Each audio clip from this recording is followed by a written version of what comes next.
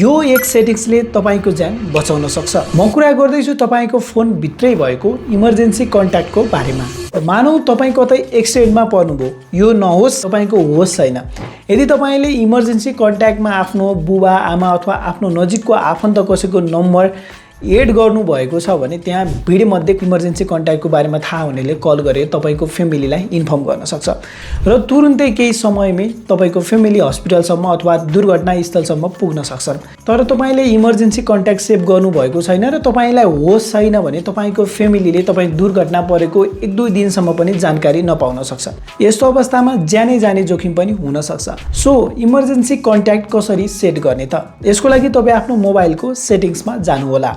अब त्यहाँ safety and emergency को अप्सनमा जानु होला। यदि तपाईले यो अप्सन भेट्नु भएन भने तपाईले इमर्जेन्सी भनेर सेटिङ्समा सर्च पनि गर्न सक्नुहुनेछ।